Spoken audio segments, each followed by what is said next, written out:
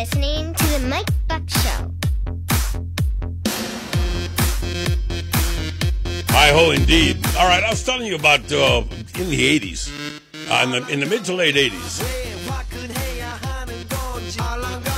I had the opportunity and grabbed it to take a television crew with me and go down to the Institute for Human Services and spend a weekend back in the day when Father Claude Dutil, the Peanut Butter Ministry, first started. There were no city shelters then. Matter of fact, there were precious few places where anybody could go to get anything. And you would have thought that by now that problem would have been eradicated and gone. Instead, it's grown exponentially to the point where another opportunity presented itself. Joining us now is the solar guy, Jeff Davis. Jeff, as you know, does a sponsored show on one of our other stations in the afternoon, KG. You've been doing it for years. And is a candidate for governor, running on the Libertarian ticket. Had a unique opportunity, which I hope he can share with us to the point where you get what he's got out of it. And I don't know because we haven't talked, but I'm going to guess it was a pretty big eye-opener, even though he certainly is on the cutting edge of what goes on in Honolulu. That's the longest introduction I've done in my 51-year career. Good morning. You hit it on the head, my brother, and I appreciate you having me on your show. Good morning to you. You know, Jeff, what prompted this, other than the fact that we both get slugged in the face every day with this issue? I got to tell you, Mike, I'm running for governor, and I don't have much of a campaign chest, to say the least, so I figured I'd have to take my message to the press itself. And when I came down here, I'm having a rally, Mike, for the homeless Friday at 2 o'clock in Kaka to address homeless issues. And with that in mind, I started passing out flyers in different parts of the homeless community. I ended up in Kaka, and by chance, I did not realize it's full of families, Mike.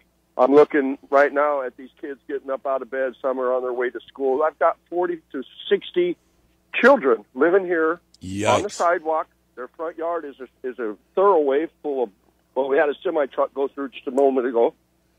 These kids could walk off the sidewalk. I'm talking, Mike, 6-week-old babies. My next-door neighbor, she's pregnant 7 months. Right down the road, we got 9 months.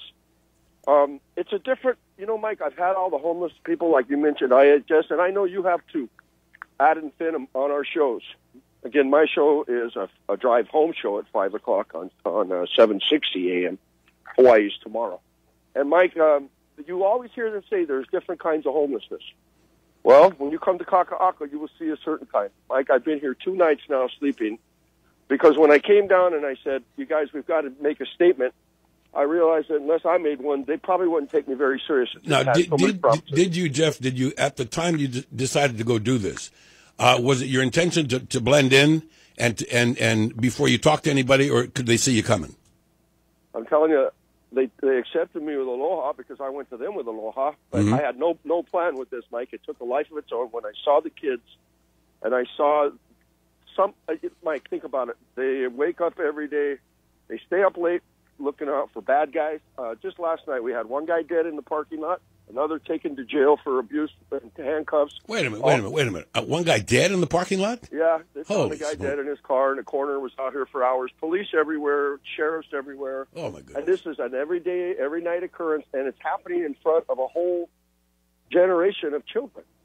And I really it blew my mind so badly that I went home and into my nice, beautiful home, and I said, you know what, you've got to get engage with these people if you want them to be engaged. I think you're right, because I think most people see what they see in the sound bites, and they see the guy going shishi in the background in Chinatown, but they don't see his wife and his kids' degrees and grades of homelessness. These people there, I'm assuming 99% of them don't want to be there with you on the street. That's correct. And Mike, I haven't seen a single one of them drinking alcohol in 2 nights.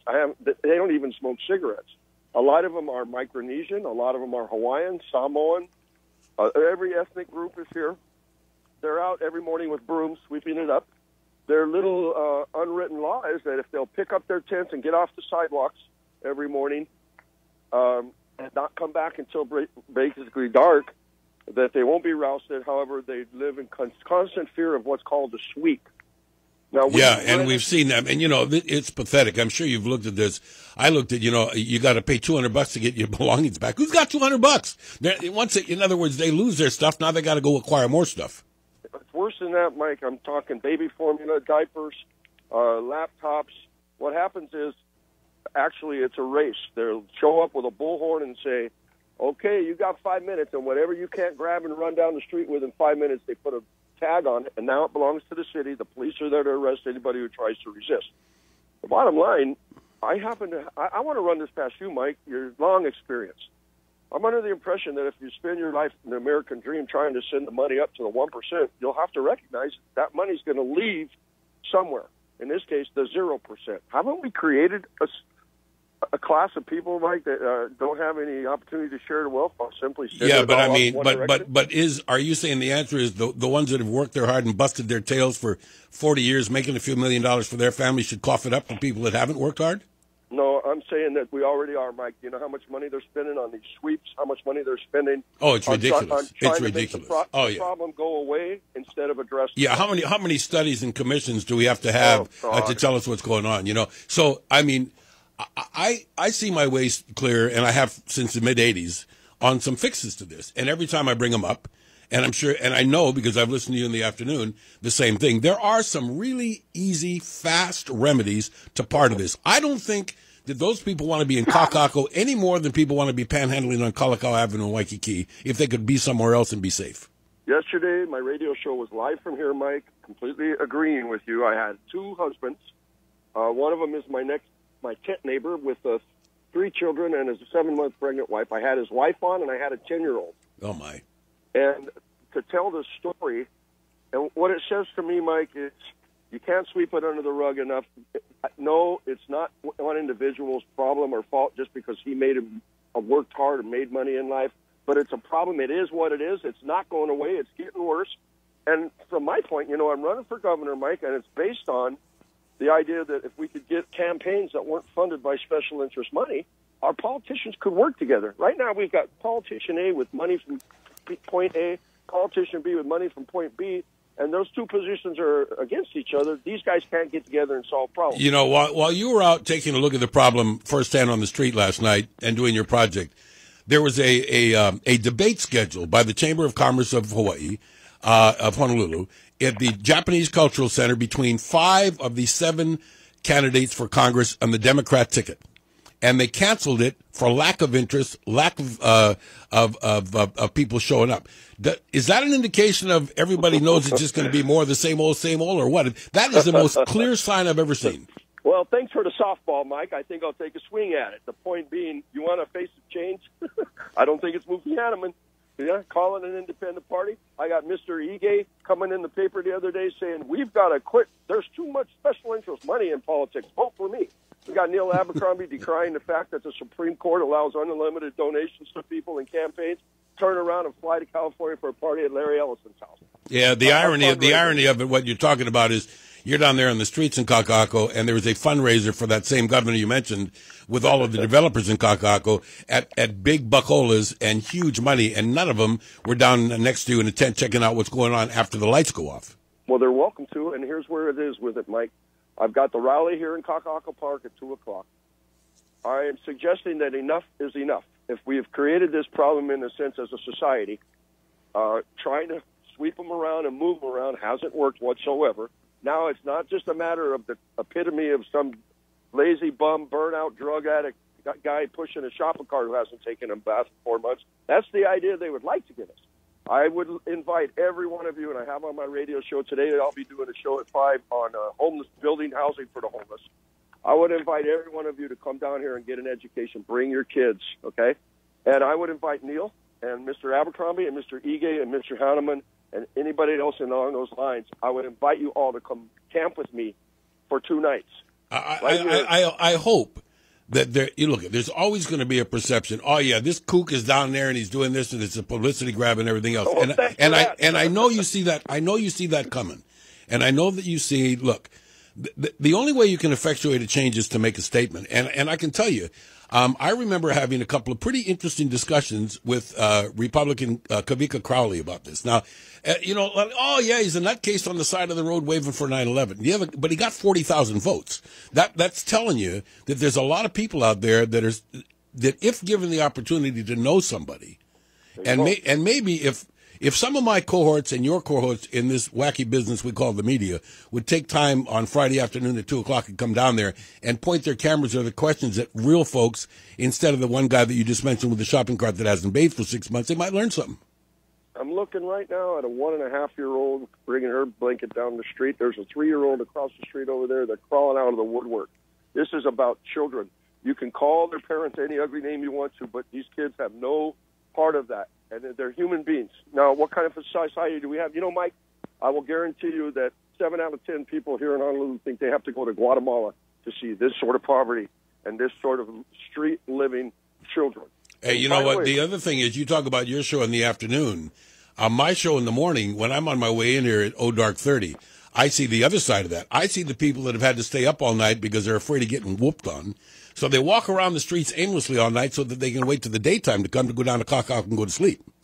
That's part of it here. Over here, they take turns of who's going to stay up till 3 in the morning. Yeah. And again, I pulled into the down here the other day, Mike, and all these kids come running up to my truck. Are you going to sweep us? Are you? Oh, the trauma of watching your tricycle and your used Barbie doll and your used coloring book, and obviously your used bicycle being hauled off forever. The trauma of seeing the grown-ups watching their tents, their belongings, everything, and clothes that you might have. These kids are traumatized. I mean, here, I'm looking at them right now, Mike. I just don't know how to tell you. I know that because of my experience with the men and women's shelter, but there's a whole bunch of difference between the shelter and the street. You're seeing a different picture that nobody sees. That's why I'm hoping people pay attention to what you're doing, because you can see the shelters. They have the spokesman, the spokeswoman. They got the cameras down there. They're planting vegetables. Everybody's happy. Kumbaya. They're not there on the street. I went to the shelters with my flyers. I went women's, men's, Next Step, which, by the way, is full for anybody with a family. And I got to tell you, Mike, if you and I could be a month or two from homelessness, other people 2 or 3 paychecks, God bless us.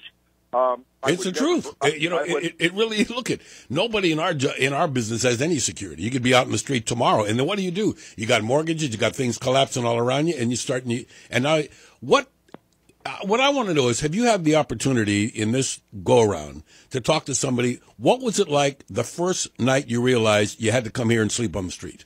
It was the night I came down to pass out the flyers and ask these people to get together to make a statement, because if you'll help me get to the press, let people know I'm out here, what my message is, I'll help you. But at that night when I went home, Mike, I sat there and it just was an epiphany that said, no, there's no way you can go ask. You have to act. You have to get down in there and show these people that you respect them enough to come and be a part of their life, in hopes that they would respect you enough to come up and say, okay, I've been lied to. I don't trust anybody, but I'm going to trust this guy enough to come up here.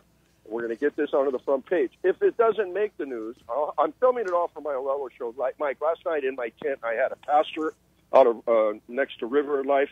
I had a woman who comes down here and spends $500 a month, drops ice cream on Wednesdays, comes down, does the coloring and the arts and crafts on Saturday. She received a $450 ticket from a policeman when she was pulled over down here. Oh, isn't that great? Here, thank you for helping. Here's a ticket. Yeah, I walked into IHS, and I would never take my family to an IHS facility. The IHS is a very necessary, bless your heart. To me, from my honest perception, Mike, that's for the people who are not salvageable. These people who don't want to get a leg up. They want to sit in there, play ping pong, get a free meal, have a place to sleep at night for little or no money. What I'm seeing down here is not that type of a homeless. Now, you can call it what you want, but when you enter 50 children into this, I saw a 14-year-old girl, her mother her locked up in a tent, no husband. There's every different form of possible danger and harm that can come to these children, let alone the scars for the rest of their life. Mike, prisons, drug addiction. You take a child with 2 parents in prison. Do you know the odds of that child ended up in prison? Yeah, I mean, they're astronomically high. By the way, really quickly, because I got a time constraint here, for a long time, and this started with me about 10 years ago. I've been looking at Sand Island Park, and the infrastructure, the parking, the space. I can't understand why the state and the county and and the churches and IHSs can't get together and say, okay, let's go out there. Let's have a safe haven for the people that you're talking about now. I'm not talking about the IHS overnighters. I'm talking about the families that you're talking about. Let's get them out there, provide transportation to Nimitz Highway so they don't get stuck out there in the middle of nowhere, and get them off the street. Well, it's not going to. You already have your answer, Mike. You're very makes too much sense. Well, it'll never work. It's because of our homogene way that our politicians get together. Is there a aloha in our politics? We have one Republican in the Senate, and we're still in gridlock due to the fact these politicians. I feel their pain, Mike. There's nothing wrong generically with these politicians except the system. They're forced every 4 years to go promise their firstborn to keep their job, Mike. Yep. These politicians are the next ones to live in a tent down here if they don't get reelected. All right, you're going to get another big dose of Jeff Davis this afternoon on our sister station KGU, and his show is on at 5:00. Jeff. 7:60 a.m. My website, jeffdavisgovernor.com, and it's all paid for by solar. If anybody needs that, you can get a hold of me at 554. And the rally that you hope the rest of our cohorts get down to is Friday afternoon at 2 at Kaka. Friday at 2, up on the grassy knoll where these people have to live every day because they're chased off the street. Go get them, solar guy. You got it. There you go, Jeff. Thanks for the time today. Yeah, you bet. Jeff Davis running for governor as a libertarian. Listen. Sometimes you got to take a big microscopic look at things, and he's there doing it. He's not driving by and saying, "Oh yeah, there's a problem." He's in the middle of it, checking it out. You ought to do that too.